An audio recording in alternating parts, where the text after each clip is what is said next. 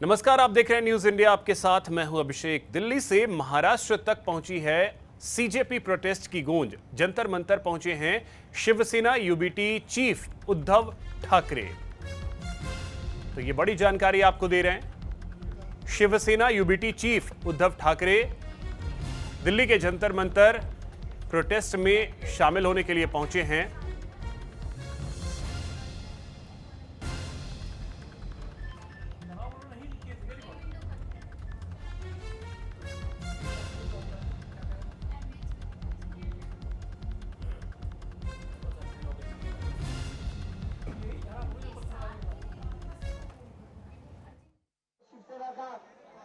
दशहरा को सबसे बड़ा पब्लिक गैदरिंग होता है, वही उसी मैदान पर हमारे सपोर्ट में इन्होंने रैली करी थी। और अभी जो सर यहाँ पर आए, सर इकोनॉमिक क्लास में फ्लाई करके आए just to be here today.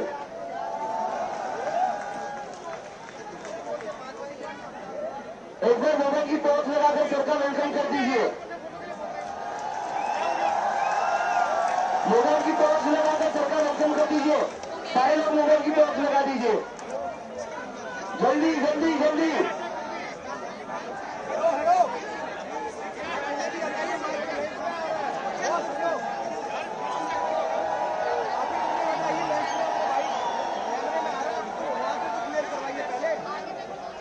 Sir अजून एक आपल्या महाराष्ट्राचा नारा लावायला सांगतो मी का आज मी पूर्ण लिबर्टी घेणार आहे आपल्या मराठी बनायचा।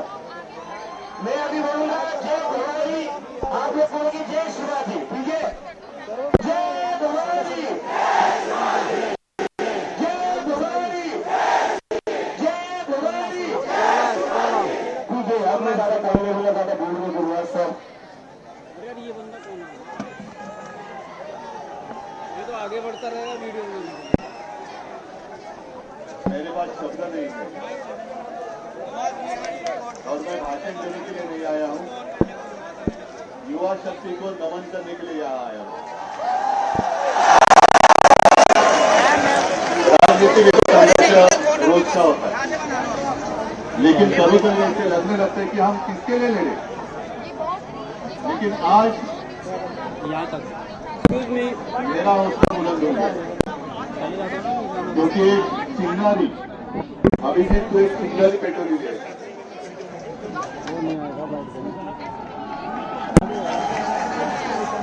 और ये चिंगारी ऐसे बोलने वाली नहीं है, हम नहीं बोलने देंगे। पहले तो मुझे ऐसा लगता था कि यहाँ मुझे आने की कोई आवश्यकता नहीं लगेगी। सरकार ऐसी है कि हमें लग रहा था। मोबाइल ले रखा है उन्होंने, अभी ठीक है, लेकिन शायद आनंद आंदोलनाला पाठिंबा देण्यासाठी आलेला आहात शिवाजी पार्क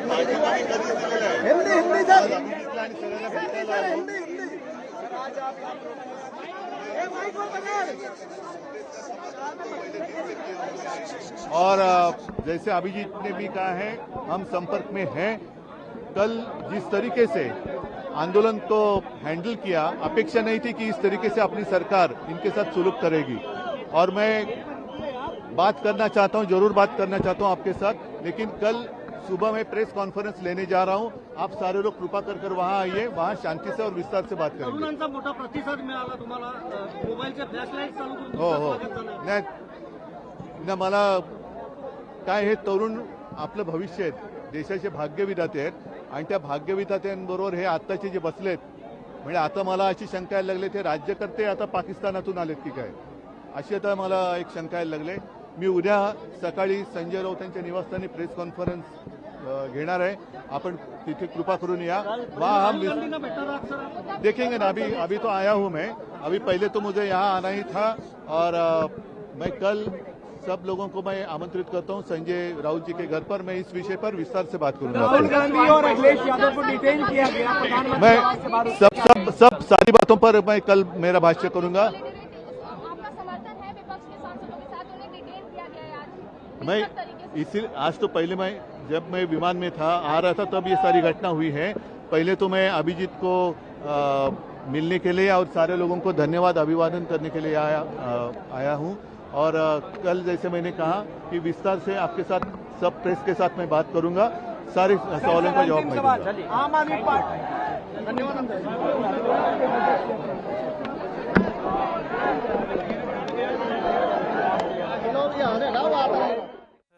मुंबई से जुड़ रहे हैं मुरारी। अब देखिए, जो दिल्ली में जंतर मंतर पर प्रदर्शन चल रहा है सीजेपी का, उस आंदोलन को एक तरीके से अब समर्थन शिवसेना यूबीटी का मायने क्या, क्योंकि मुंबई में भी और महाराष्ट्र में कई जगहों पे हमने देखा कि सीजेपी के समर्थन में प्रोटेस्ट होते रहे। बिल्कुल। मुंबई सहित अगर महाराष्ट्र की बात करें तो इस प्रोटेस्ट में शिवसेना उद्धव बाला साहब ठाकरे की पार्टी लगातार बढ़ चढ़कर हिस्सा ले रही है। युवा नेता आदित्य ठाकरे ने 2 दिन पहले जिस तरीके से एक सभा को संबोधित करते हुए कहा था कि सोनन के साथ जो कुछ हुआ है इसे हम और हमारी पार्टी बर्दाश्त नहीं करेगी।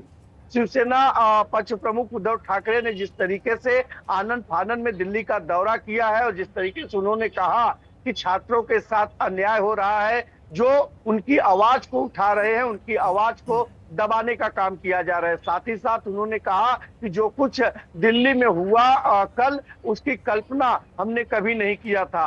कह सकते हैं कि राजनीतिक स्टैंड जो है कि शिवसेना उद्धव ठाकरे यहाँ पर साफ तौर पर देखा जा रहा है कि वो मंच से स्टैंड अपना खड़ा कर रहे हैं।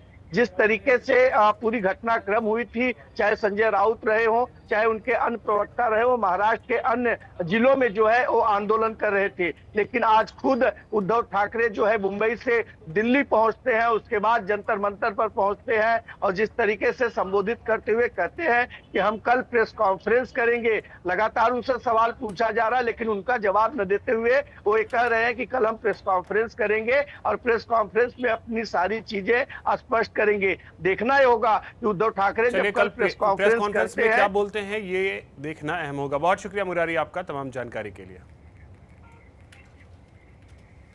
मुंबई में सीजेपी के आंदोलन पर बड़ी कार्रवाई हुई है। 900 से ज्यादा लोगों के खिलाफ एफआईआर दर्ज की गई है। 8 पुलिस स्टेशनों में मामले दर्ज किए गए हैं। कई धाराओं में मामले दर्ज हुए हैं। शिवाजी पार्क पुलिस स्टेशन में सबसे ज्यादा मुकदमे दर्ज हुए हैं। 5 या ज्यादा लोगों के इकट्ठा होने पर रोक, लाउडस्पीकर के इस्तेमाल पर भी रोक। कानून व्यवस्था के मद्देनजर यह फैसला लिया गया है। सोनम वांगचुक के आंदोलन अब पूरे देश में देखने के लिए मिल रहे हैं। तो ये आर्थिक राजधानी मुंबई में कल जिस तरीके से बगैर परमिशन हजारों की संख्या में लोग मुंबई के शिवाजी मैदान में विरोध प्रदर्शन करने गए, तो पुलिस ने उनके खिलाफ एफआईआर दर्ज की। वही मुंबई पुलिस ने एक जीआर जारी करते हुए 23 जुलाई से लेकर 6 अगस्त तक प्रतिबंध लगा दिया है, जहां 5 से ज्यादा लोग इकट्ठा नहीं हो सकते। वहीं कल जिस तरीके से शिवाजी पार्क में हंगामा हुआ था, बगैर अनुमति जिस तरीके से विरोध प्रदर्शन का आयोजन हुआ था, उसे लेकर कुल 8 एफआईआर दर्ज किए गए हैं। 900 से ज्यादा लोग इसमें आरोपी बनाए गए हैं। विभिन्न धाराओं के तहत एफआईआर दर्ज है। हमारे साथ बॉम्बे हाई कोर्ट के मशहूर अधिवक्ता एडवोकेट इंद्रपाल सिंह जी है, इनसे जानते हैं। मैं सोनम वांगचुक के आंदोलन के खिलाफ नहीं हूँ, लेकिन आंदोलन करने के तरीके के खिलाफ हूँ, क्योंकि कोई भी प्रोटेस्ट जो है, आंदोलन है, वो पीसफुल होना चाहिए और आपको अनुमति लेके करना चाहिए, क्योंकि लॉ एंड ऑर्डर कंट्री का सर्वोपरि होता है और law of land is above all. कोई भी हो, एक छोटा क्रांतिकारी हो या प्राइम मिनिस्टर हो, law of land is above all, सबसे ऊपर है कानून। तो कानून को मद्देनजर रखते हुए ये इसमें बाकायदा परमिशन लेनी चाहिए थी, डिफाइन करना चाहिए था कितने लोग पार्टिसिपेंट होंगे। ये पीसफुल मार्च होगा, जैसे आपको याद होगा कि अन्ना हजारे ने भी आंदोलन किया था। कई करोड़ों की संख्या में भी लोग वहां आए और जंतर मंतर पे ही वो आंदोलन हुआ। उसके बाद में अन्ना हजारे करके लोगों ने सिर पे टोपियां भी बहुत पहनी, लेकिन कहीं राइटिंग नहीं हुई, उग्रवाद नहीं हुआ, हिंसा नहीं हुई, क्रिमिनल्स एंटर नहीं हुए, पुलिस को नहीं मारा। पुलिस की तो एक अपनी लिमिटेड फोर्स होती है, और अगर आप आने वाले लोग उस मुट्ठी भर लोगों से लड़ने बैठ जाएंगे तो ये डेमोक्रेसी नहीं हुई, ये डेमोक्रेसी का दुरुपयोग हो गया। तो इसके लिए पुलिस को क्या करना पड़ता है, प्रिवेंटिव मेजर्स लेने पड़ते हैं। वही मुंबई के शिवाजी पार्क में कल हुए आंदोलन में दर्ज एफआईआर को लेकर उन्होंने साफ तौर पर कहा कि अगर आप कानून व्यवस्था बिगाड़ना चाहेंगे तो महाराष्ट्र पुलिस, मुंबई पुलिस बर्दाश्त नहीं करेगी। न्यूज इंडिया के लिए मुंबई से मुरारी सिंह। तो दिल्ली के जंतर मंतर पर सीजेपी के विरोध प्रदर्शन की गूंज अब महाराष्ट्र तक पहुंच गई है। दिल्ली से लेकर मुंबई तक इस मुद्दे पर सियासत गर्मा गई है। मुंबई के दादर में कथित तौर पर सीजेपी समर्थकों के प्रदर्शन के दौरान औरंगजेब की तस्वीर दिखाई देने पर विवाद बढ़ गया है। सीजेपी के प्रोटेस्ट की आग दिल्ली के जंतर मंतर पर लगी है, लेकिन देखा जाए तो ये धुआं अब मुंबई में भी उठता हुआ नजर आ रहा है। पिछले कुछ दिनों से मुंबई में भी सीजेपी के जो सपोर्टर हैं वो यहाँ पर स्ट्राइक करते हुए नजर आ रहे हैं और ऐसे में हाल ही में शिवाजी पार्क में जो स्ट्राइक हुआ वहाँ पर औरंगजेब की तस्वीर नजर आई। देखा जाए तो पक्ष इस पर इल्जाम लगा रहा है और ऐसे में विपक्ष पर गंभीर आरोप लगाए जा रहे हैं। वही सीजेपी को एक देश विरोधी पार्टी करार दिया है। अब ऐसे में देखा जाए तो विपक्ष भी पीछे नहीं हटी है, वो भी सरकार को काफी गंभीर रूप से घेरती हुई नजर आ रही है, जहां बीजेपी को टारगेट किया जा रहा है और ऐसे में लगातार धर्मेंद्र प्रधान के इस्तीफे की मांग की जा रही है। अब देखना होगा कि सरकार सीजेपी पार्टी की मांगों को पूरा करती है या फिर एक बार फिर सीजेपी को खाली हाथ ही लौटना पड़ सकता है। मुंबई से कैमरा पर्सन प्रदीप डांडगे के साथ विधि सिंह की रिपोर्ट, न्यूज इंडिया 24/7। इस वक्त हमारे साथ बीजेपी विधायक संजय उपाध्याय से मौजूद हैं। सर, मैं आपसे जानना चाहूंगी, जिस तरीके से सीजेपी प्रोटेस्ट कर रही है और लगातार सरकार मांग कर रही है धर्मेंद्र प्रधान के इस्तीफे की, क्या कहना चाहिए? हम पिछले महीने भर से सीजेपी का जंतर मंतर पर आंदोलन देख रहे थे। इसमें खुलकर अल्लाह का नाम रहेगा इस प्रकार की बातें हो रही हैं। संविधान की बात करने वाले लोग, उनका मुख्य उद्देश्य क्या है? क्या वो शरिया इस देश में लाना चाहते हैं? मेरा उनसे प्रश्न है। कल के आंदोलन में दिल्ली में सैकड़ों पुलिस वालों पर हमला किया गया, पुलिस की गाड़ियां तोड़ी गई। ये किस प्रकार का आंदोलन है? ये कौन से विद्यार्थी थे जो हाथों में हथियार और पत्थर लेकर सरकारी तंत्र को उद्ध्वस्त करने के लिए आंदोलन कर रहे हैं? कल मुंबई में हमने देखा कि औरंगजेब की फोटो लेकर आंदोलनकारी आए थे। छत्रपति शिवाजी महाराज की धरती पर वह औरंगजेब जो आक्रांता था, जिसने यहाँ की बहन बेटियों को लूटा, यहाँ पर लाखों लोगों के प्राण लिए, उसके खिलाफ हमने युद्ध लड़ा।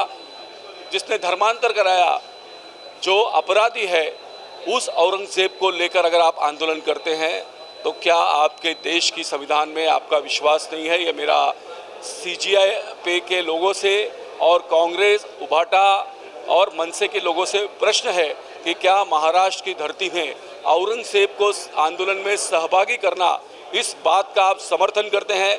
क्या आप शरिया का समर्थन करते हैं? क्या?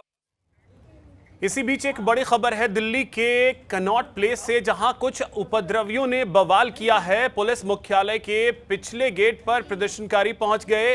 प्रदर्शनकारियों ने पुलिस हेडक्वार्टर के पीछे वाले गेट पर जुटकर विरोध प्रदर्शन शुरू किया।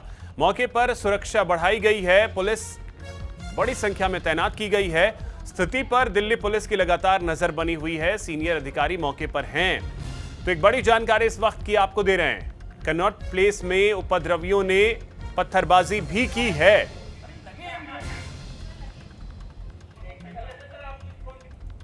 तो कनॉट प्लेस में उपद्रवियों ने अभी फिर पत्थरबाजी की है।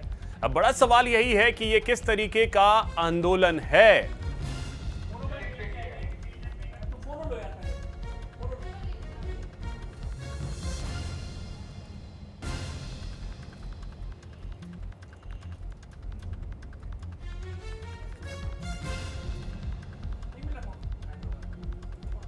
तो मौके पर सुरक्षा बढ़ा दी गई है। एक बड़ी जानकारी आपको दे रहे हैं इस वक्त की। दिल्ली के कनॉट प्लेस में पत्थरबाजी की जानकारी अभी मिल रही है। पुलिस मुख्यालय के पिछले गेट पर प्रदर्शनकारी पहुंचे।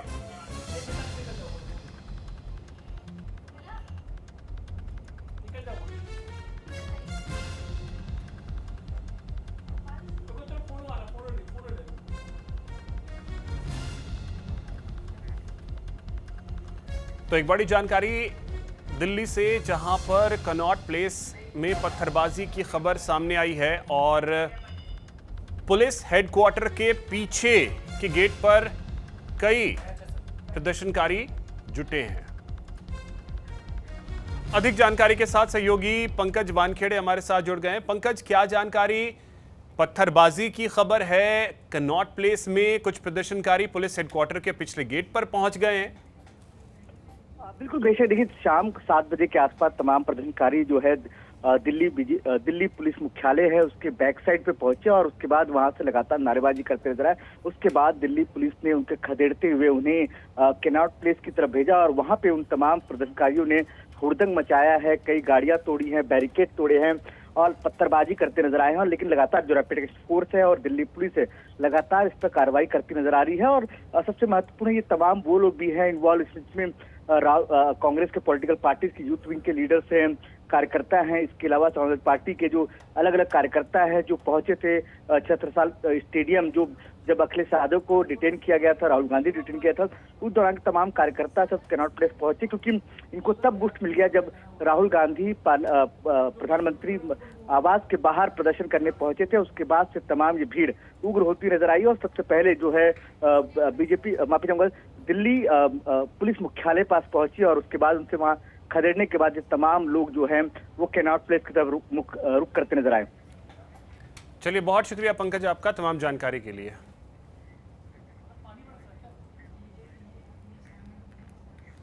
20 जुलाई को दिल्ली में केंद्रीय शिक्षा मंत्री धर्मेंद्र प्रधान के इस्तीफे की मांग को लेकर देश के हजारों स्टूडेंट्स ने जंतर मंतर पर आंदोलन किया, जहां दिल्ली पुलिस ने स्टूडेंट्स पर लाठियां भी भांजी, जिसको लेकर देश भर के लोगों में काफी गुस्सा है। राजनीतिक क्षेत्र की पार्टियों ने तो इसे मोदी सरकार के खिलाफ मुद्दा बनाकर जगह जगह विरोध प्रदर्शन किया। राज ठाकरे की MNS के कार्यकर्ताओं ने कल्याण के शिवाजी चौक में शिक्षा मंत्री धर्मेंद्र प्रधान के पोस्टर्स पर कालिख पोतकर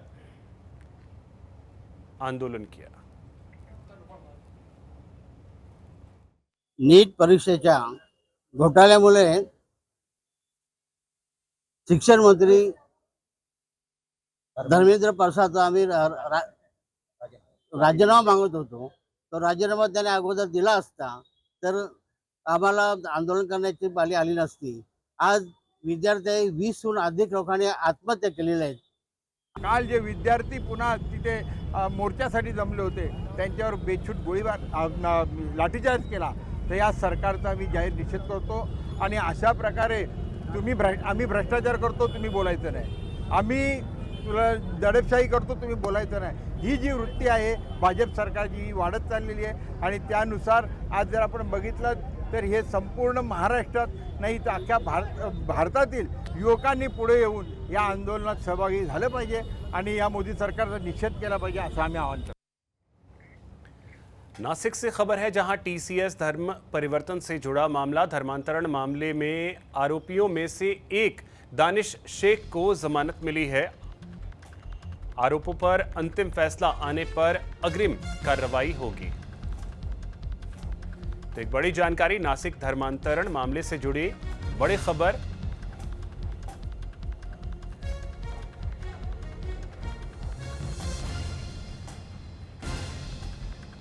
नासिक के देवलाली की विधायक सरोज आहिरे की एक सोशल मीडिया पोस्ट ने विवाद खड़ा कर दिया। दरअसल नासिक देवलाली ने NCP अजित गुट की विधायक सरोज आहिरे ने मुख्यमंत्री देवेंद्र फडणवीस को नासिक के ग्रामीण इलाकों में बिजली कटौती और तेंदुए की दहशत को लेकर जानकारी दी। महाराष्ट्र CM के साथ हुई बातचीत को देवलाली विधायक ने सोशल मीडिया पर डाल दिया, जिस पर महाराष्ट्र के जल संसाधन मंत्री गिरीश महाजन ने नाराजगी जताई। जल संसाधन मंत्री का कहना है कि विधायक और CM के बीच होने वाली बात को वायरल नहीं करना चाहिए, बल्कि अपने क्षेत्र की समस्या के प्रति CM को पत्र या लिखित आवेदन देना चाहिए।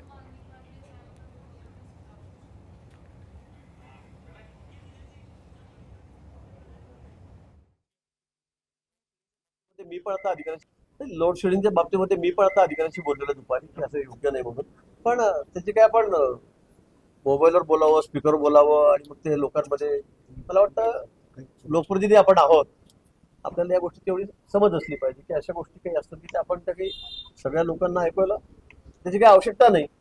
तुमचा काय विषय आहे, काय नाही ते तुम्ही मांडा ना, निवेदन द्या, फोटो काढा, पण अशा पद्धतीने मुख्यमंत्री तुमच्याशी फोनवर बोलतायत आणि तुम्ही स्पीकरवरती सगळं रेकॉर्ड करून लोकांना ऐकवतायत, मला वाटतं हे काही योग्य नाही. नासिक के रासे गांव में कंपनी में भीषण आग लगी। देखते ही देखते आग ने विकराल रूप धारण कर लिया। आग में लाखों का माल जलकर खाक हो गया। कड़ी मशक्कत के बाद आग पर काबू पाया गया। तो ये तस्वीरें आपको दिखा रहे हैं। आग में लाखों का माल जलकर खाक हो गया। कड़ी मशक्कत के बाद आग पर काबू पाया जा सका। नासिक के रासे गांव में एक कंपनी में भीषण आग लग गई। उल्लासनगर में एफडीए की कार्रवाई के बाद बैन दवाओं के खिलाफ अभियान तेज कर दिया गया है। मध्यवर्ती पुलिस और एफडीए की संयुक्त टीम ने एक तबेले पर छापेमारी कर प्रतिबंधित ऑक्सीटोसिन इंजेक्शन का बड़ा जखीरा बरामद किया है। पुलिस को शिकायत मिली थी कि एक तबेला संचालक दूध देने वाली भैंसों से जल्दी दूध निकालने के लिए प्रतिबंधित ऑक्सीटोसिन इंजेक्शन का इस्तेमाल कर रहा है। शिकायत के बाद वरिष्ठ अधिकारियों के निर्देश पर गुन्हे प्रकटीकरण विभाग और एफडीए की टीम ने उल्लासनगर कैंप 3 स्थित OT section Jaslok high school के पास बने तबेले पर छापा मारा।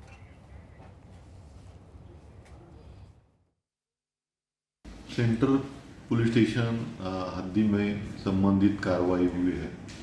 इसमें फूड विभाग के जो अधिकारी वो और हमारी सेंट्रल तपास पथक के अधिकारी कर्मचारियों ने मिलकर ये कार्रवाई की है। इसमें लगभग 612 ऑक्सीटोसिन इंजेक्शंस की जो वायल्स है वो हमने जब्त की है और इसमें संबंधित जो तबेला मालक है उनके ऊपर गुना दाखिल किया है।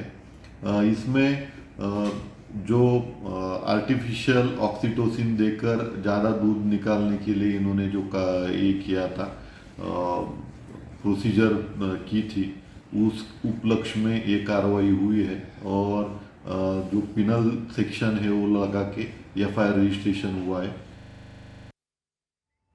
नागपुर के कलबना थाना क्षेत्र में प्रॉपर्टी विवाद को लेकर एक युवक की पीटकर हत्या किए जाने का मामला सामने आया है। आरोप है कि ससुराल पक्ष के रिश्तेदारों ने क्रिकेट बैट, लकड़ी के डंडे और टिकास से मार कर युवक पर हमला कर दिया और उसकी जान ले ली।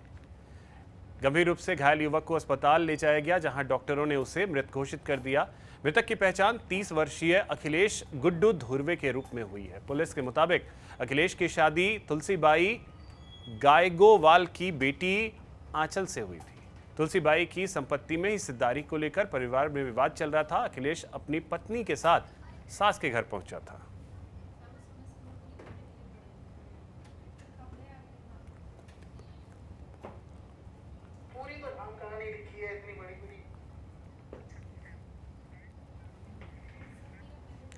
महाराष्ट्र के पालघर के डहाणू रोड इलाके में लूट की बड़ी वारदात सामने आई, जहां डहाणू रोड के न्यू लक्ष्मी ज्वेलर्स में हथियारबंद बदमाशों ने दिन दहाड़े धावा बोल दिया। बदमाशों ने भर दिवसा दुकान में पहले दुकानदार को डराया, धमकाया और सोने चांदी के गहने लूटकर फरार हो गए। घटना के बाद पूरे इलाके में हड़कंप मच गया। स्थानीय व्यापारियों में भी दहशत का माहौल है।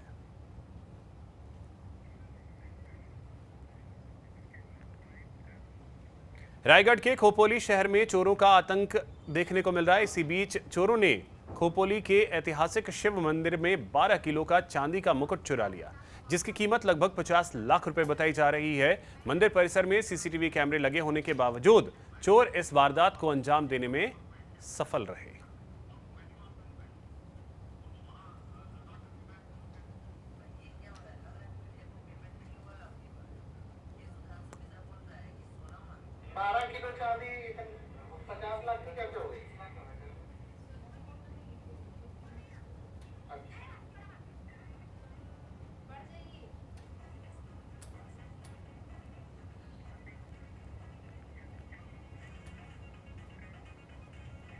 वाशिम के मसाला पेन इलाके में साईं मंदिर में चोरी की हैरान करने वाली वारदात सामने आई। आधी रात के करीब एक अज्ञात चोर मंदिर का ताला तोड़कर अंदर दाखिल हुआ। सीसीटीवी फुटेज में चोर पहले साईं बाबा की मूर्ति के पास पहुंचा और माथा टेक कर दर्शन किए। इसके बाद उसने दानपात्र तोड़ा और उसमें रखी नकदी लेकर फरार हो गया। सुबह मंदिर पहुंचे पुजारी ने टूटा हुआ ताला और दानपात्र देखकर चोरी की जानकारी दी। घटना की खबर मिलते ही स्थानीय लोग और साईं भक्तों की भीड़ जुट गई। चोरी से पहले चोर के पूजा करने का वीडियो सामने आने के बाद इलाके में तरह तरह की चर्चाएं हैं।